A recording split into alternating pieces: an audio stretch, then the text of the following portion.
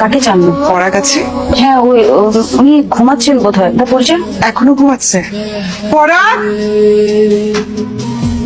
পড়া আপনি কে? মানে আপনার একটু পরে তুমি জানতে পারো। মা, কিরে এখনো ঘুমাচ্ছিল? তুমি বাইরে দাঁড়িয়ে আছো কেন? ভিতরে এসো। এসো এসো এসো। কাজল বলতে হবে না, তার দরজাটা লাগিয়ে দিয়ে আসি। আজকে থেকে এটা তোমার বাসা, ঠিক আছে? জি কেন তোমার পছন্দ হয়নি? আমার পছন্দ হয়েছে আন্টি, কিন্তু আন্টি আমাকে বলা যাবে না। কি বলে ডাকবো তাহলে ম্যাম? আরে না, ম্যাম না, মা বলে ডাকবে। পারবে ডাকতে? কাঁদছো কেন? শোনো, লক্ষ্মী মেয়েরা কান্নাকাটি করে না, হ্যাঁ? আমার তো একটা ছেলে আছে কিন্তু মেয়ে নেই। অনেক ইচ্ছা ছিল ছেলেটাকে বিয়ে দিয়ে ছেলের বউকে মেয়ে করে রাখবো, এটা তো আর ভাগ্যে নেই।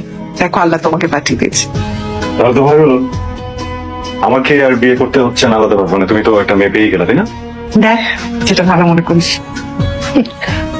চিরকুমার থাকা অসুবিধা নেই, মেয়ে পেয়েছি। চল, তুই আমার জন্য একটা কাজ করবি? কাজল না বাসা থাকতে থাকতে খুব বোর হয়ে গেছে বাবা, ওকে একটু বাড়ি থেকে ঘুরে নিয়ে আয়, মনটা ভালো হবে। আমার শরীরটা ভালো লাগছে না, আমি একটু রেস্ট করতে চাই। তুই কি যাবি? চল। বলেন কি হলো, যাবেন না? আমি চিনতে পারিনি না, আসলে এভাবে বের হয়েছি, কেউ যদি দেখে ফেলে ঝামেলা হয়ে যাবে। আমাকে একটা জায়গায় নিয়ে যেতে পারবেন? আমার বাবা মার সাথে দেখা করতে চান। অ্যাড্রেস? আসলে কবরস্থান। আপনি তাহলে বাসে চান? আমি বাসায় যাবো। আপনি বাসায় যাবেন না?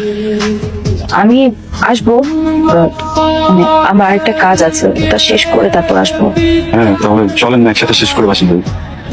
না না, আপনি অনেক কষ্ট করেছেন, আপনাকে অনেক অনেক কষ্ট দিয়েছি, আর দরকার নেই। প্লিজ আপনি যান আন্টির কাছে, আন্টি নিশ্চয়ই আপনার জন্য অপেক্ষা করছে। জি, আমার কাজটা শেষ করে চলে আসবে। ঠিক আছে। আপনি অনেক মহৎ, আমি অ্যাপ্রিসিয়েট করি।